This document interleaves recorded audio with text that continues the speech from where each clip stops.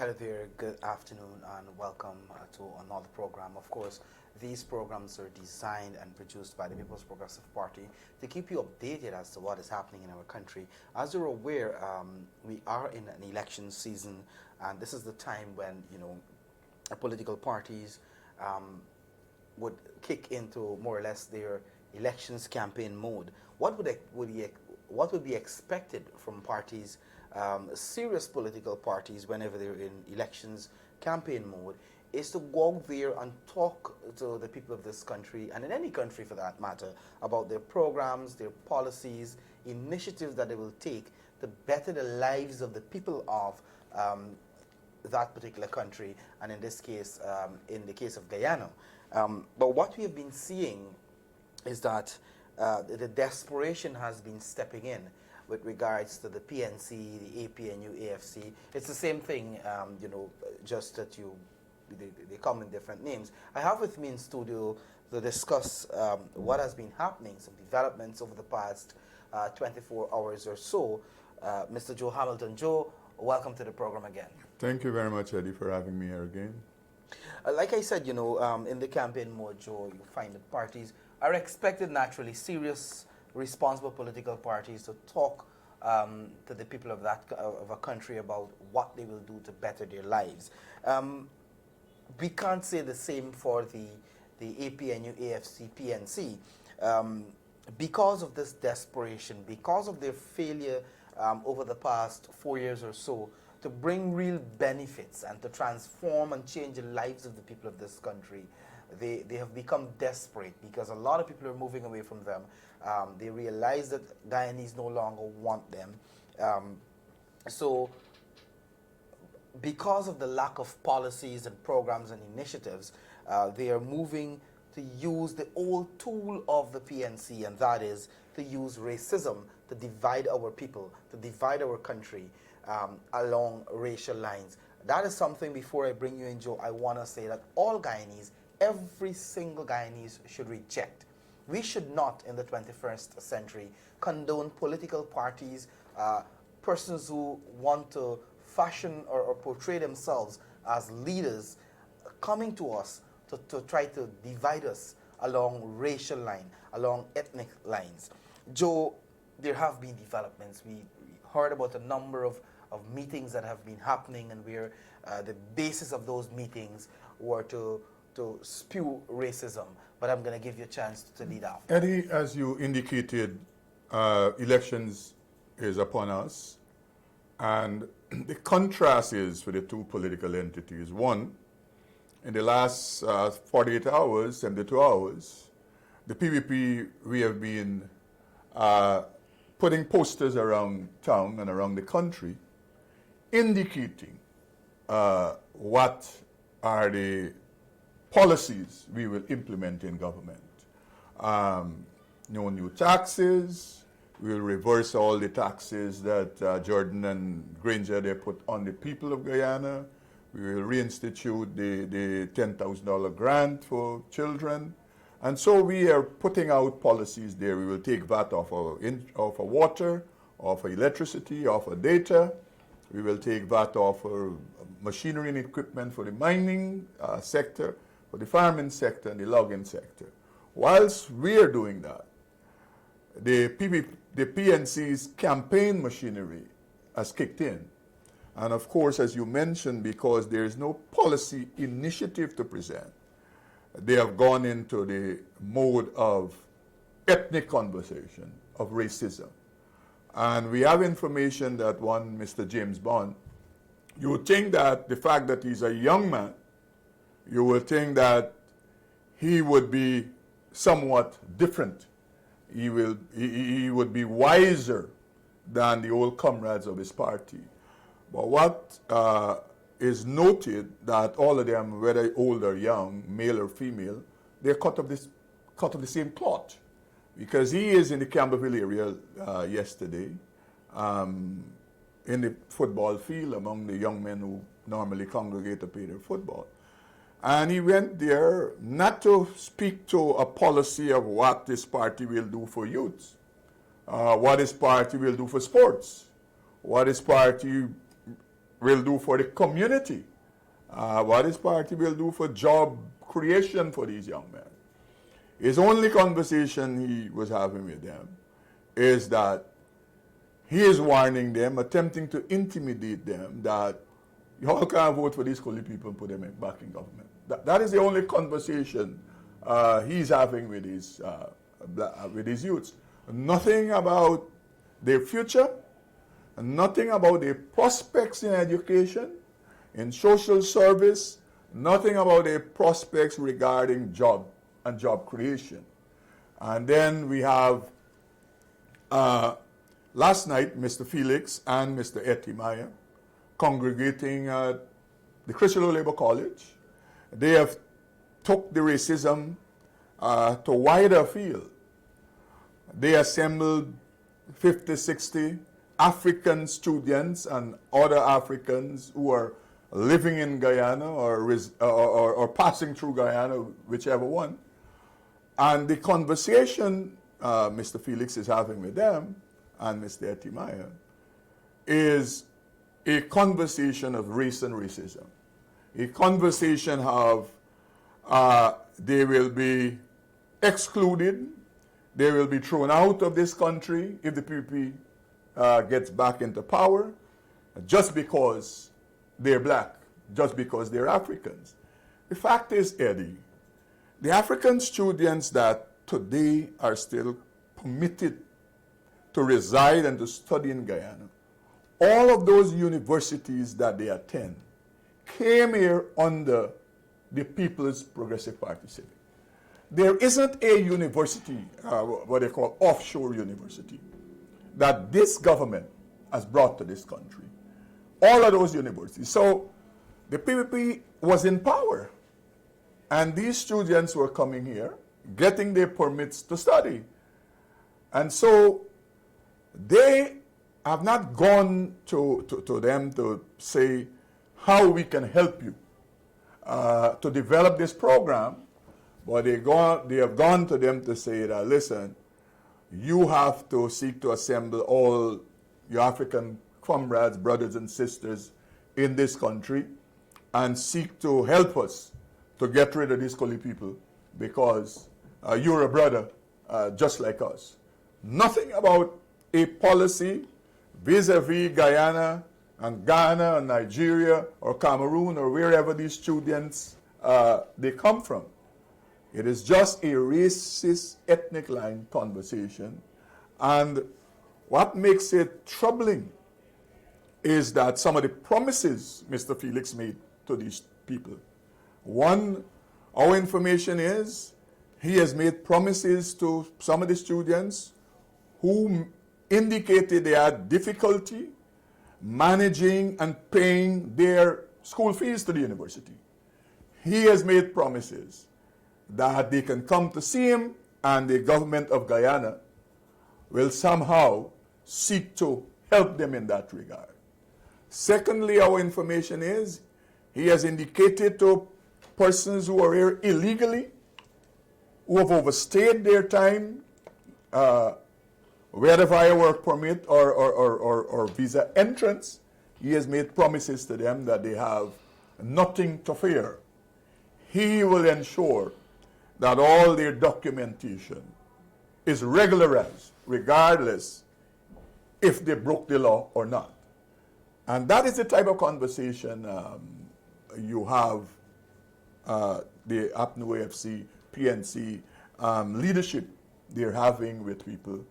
And so we thought it important to speak to the nation about what is developing and what is likely to develop with this type of articulation, this type of conversation, one that is not policy-based, one that is race-based and race-baiting conversation.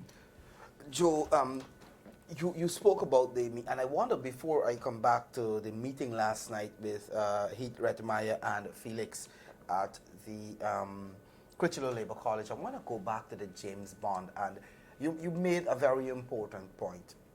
As a young man, James Bond, much more would be expected of someone like him. And why I'm disappointed, I mean, the people in the PNC, I don't really be disappointed when they say things and do things, because I know that's the nature of them. But the reason I'm disappointed with James Bond, I can recall James Bond has been one of the persons who has been putting on this public charade about denouncing racism and calling on young Guyanese not to get involved in any form of racism.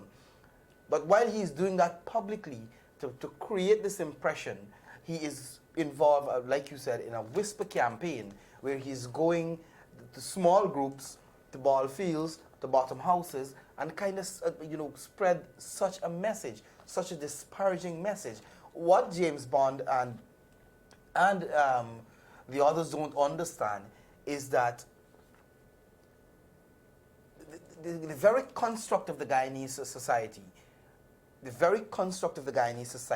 we have so many different ethnicities. And the reality is, James Bond party that is in government would have enjoyed the support of a number of Indo-Guyanese. And to make such a disparaging statement is to show that all James Bond and the others are concerned about is to use Indo-Guyanese for the sake of votes, and to use Afro-Guyanese for the sake of votes by trying to put one ethnic group against another. So it is disappointing that a young individual like James Bond, who should have been leading by example, like you rightly said, who should have been talking to these young men about staying out of negative activities, about being more involved in sport, about how he can help them and how his government can help them. He rather chose to go and to tell them to use disparaging statements to describe Indo-Guyanese. And it's all part of the plan of the PNC, because we cannot lose sight of what Volda Lawrence would have said when she talked about the local government elections and the candidates the PV put up. When she said that they put up 20 candidates looking like you, she was speaking to a predominantly Afro-Guyanese group, and a few looking like Jack Dio. She went on to say, and I hear people talking, oh, she apologized, the damage has already been done. She went on to say that, you have to be PNC, that's the only way you're going to give jobs. And we have been seeing and hearing the racist rhetoric coming from the PNC. But I want to bring you back to the issue that you highlighted with regards to that meeting last night. And you spoke to some of the issues there. I understand, based on and I personally would have spoken to some of the people who would have attended that meeting. And I know you would have had information from persons there, I suspect. And they said, I understand one person get up, he was involved in some marriage scandal here. Fake marriage. A fake marriages. And he was told pointedly by Winston Felix that you don't worry, I'm going to take care of that. But the point is, Eddie, you see, the James Bonds of the PNC and the Arby Nortons of the PNC, they're fighting for political relevance in their own party. And therefore, everyone at this juncture is attempting to take the most outlandish crown. And so to be recognized by the leadership, apparently, to be recognized by the leadership of the PNC, you have to go out there and say some of the most outlandish things, some of the most racist things. And you would note, if extend it further, that not so long ago, a couple months ago, the PNC APNU hated David Hines. But you would note, in the last 4 weeks or so, there's a lot of love, because he also has gone out there subtly peddling racism. Because when you say to Afro-Guyanese at Buxton, we know that Mr. Granger and his caretaker government did not deliver to you. We can't promise you, if you vote for them and they get back in power, they will do anything for you, but still yet vote for you. That is subtle racism. What you're saying to black people, you only vote for David Granger because you and him look alike. You only vote for him because your foreparents and his foreparents came on the same slave ship. Forget about policies. Forget about whether he can ensure that your children are successful in this life. You single mothers, forget about it. Whether he would put policies in place to ensure that your children can eat and you can put lunch in their lunch kit, and whether you can get jobs and so. So apparently everyone is striving, Eddie, for the crown to be the most rabid and radical racist among the coalition members. Even you see language coming from the likes of Ramjatan and the likes of Nagamoto. It is the same kinds of conversation, but different ways, where they're styling, they're trying to preface their political campaign based on ethnic origin and not policies. And so it is a totality of the coalition. James Bond is only one of them. Norton is only one. David Hines is only one. And I can assure you there are many, and you will hear them speak very shortly in the public square. Yeah, and I think that pool of competitors, if you want to call it, continues to grow, because Felix has now added his voice. Heath Rathmeyer, who's the deputy head of SARA. SARA. Yeah. Despite the cry of that organization not being... They're apolitical. Apolitical. Eric Phillips as well. Well, he's a bit different because he has been using Afro-Guyanese for personal benefits gain and benefits. Yeah. But the fact of the matter is every single Guyanese must denounce such behavior. We're in a modern society. We're in the 21st century where especially the young people, if you're going to have political parties in this modern time, in this new era, talking to you about voting for them because of the color of your skin and the texture of your hair without telling you what they can do for you and how they can better your lives, then you should reject them, you should denounce them. We cannot at this, in this modern and this 21st century, Joe, have people coming to spew racism, to divide us. The reality is Guyana would have suffered from that division for many years. Well, Eddie, the point is that the methodology in itself is insultive to people of African origin. It is insultive to suggest to us that, and it is saying to us that we are still ignorant and dumb, forgetting that the people are educated and more educated and sophisticated, and they have access to information. They see how the world plays, how things happen or don't happen in the world. And so the fact that we can have all this information coming out of what Felix would call, and Etimaya, a closed-door meeting, that people who were at the meeting found their comments so reprehensible that they can volunteer the information to us. It suggests to us that they are the ones who are foolish. They think that every person of African origin is like them. And therefore, when they go to any place, any set of people congregating, they think they can spew these racist statements, and everybody sitting there, because they look like them, they're comfortable with it. Not understanding, people see them and their comments and statements as being reprehensible and an abomination. So they're fooling themselves. People are wiser now. People want to know how you are going to ensure, as I say simply, that they are able to buy bacon saltfish. That is what people's concern is. It is not how the leader looks, because they have tried that over the period, and they have been they were unsuccessful. I mean, many people tried that in 2015, and today their lives are worse than it was before May 11, 2015. But it is dangerous comment. That's the point. Whilst people who are wise enough will find it reprehensible and dismiss it and rebuke it, the language is very dangerous and insightful and can create negative conditions in this country that none of us will want. And that is the question. That is the reason why for us, we bring this to the public so that they can be advised.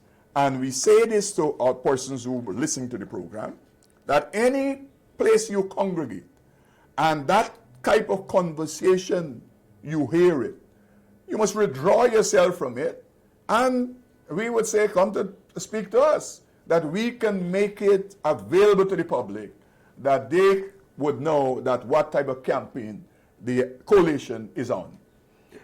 I'm happy that you made the point. You made the point that, you know, even the persons of African descent, because the group that Felix was talking with last night are not Afro-Guyanese, but are nationals of African countries in Africa that are present in Guyana. And those who would have spoken to us would have mentioned the fact that they didn't, the intention to of going to that meeting wasn't really to deal with whether Indo-Guyanese run Guyana or Afro-Guyanese run Guyana, form the government in the country. They were told that they were going to go there to discuss issues affecting them. Yeah. Indeed, they did discuss issues affecting them, including the promises, like you mentioned, of paying university fees. And, you know, you're paying university fees for these students who are coming here as foreign students. Whilst you're raising the university fee for Guyanese at the University of Guyana, you know? One person did mention that they were told, persons were asked, were told about cases that they have that would have not yet reached the courts, that to identify the police division in which this matter is, and I'll make contact, and the words of Felix, I'll make contact with the commander and I'll have this sorted once it doesn't reach the court. But here you have, Eddie, a minister who swore to uphold the laws of Guyana without fear or favor, seeking to break the law in all respect, seeking to conspire and collude to break the law with foreign nationals, you know? Where is Guyanese national, foreign nationals? The point there, I'm sure, because they were dealing specifically with foreign nationals. Where you have people who are here, many of the persons in the meeting, they are not students. They're Africans who are here, who many of them came here without the necessary documentation, and they're here. And Felix is promising them that he will regularize that. There are many who came here and overstayed their time. He is promising that he will regularize that. And what is the trade-off? That he is saying to them, WhatsApp and Facebook and text your family in Cameroon, in Nigeria, in Ghana, seek to encourage them to come to Guyana, so that we can shift the demography.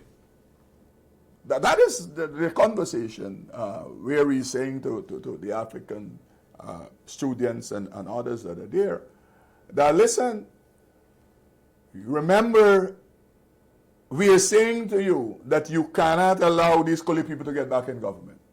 And you as an African, you have the responsibility to ensure that you can create conditions to have your relatives and your families and your friends here as Commonwealth people who once they're living here. And it shows that, let us say some of these people are successful. The people that come to Guyana, they would not have been here, Eddie, for 1 year as the law prescribed for Commonwealth citizens to register. So the registration itself, Felix is attempting to tamper with, Because if the people bring their family in now, their family come now, he is going to ensure they regularize, first thing, and secondly, they can register. And that means it's not just immigration law the minister would break. It would be electoral laws also he's attempting to. As a matter of fact, before you go on there, Joe, I understand one person, and based on the reports again, would have mentioned that the copy of the Guyanese birth certificate that he has as a photo on his phone, the GCOM staff refused to accept that. And the person was told, don't worry, we're going to sort all of that tomorrow.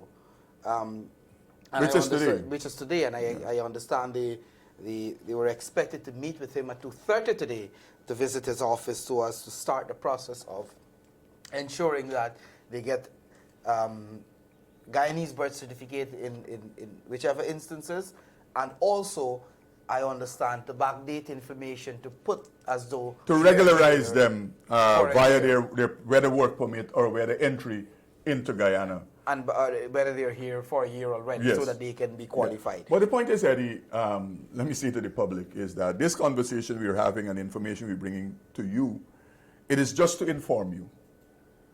All of this, we're on top of it. Let me reassure you, and assure you and reassure you. The People's Progressive Party Civic, we're on top of all of this. And resolutely and robustly, we will defend the democratic culture of this country.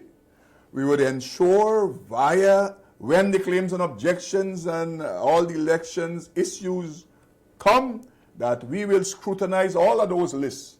And we will have GCOM answer all the questions regarding persons who are listed, who are new registered, who they are, where they come. Because normally, GCOM normally will make available to political parties the names and the list with names of all new registrants in the period.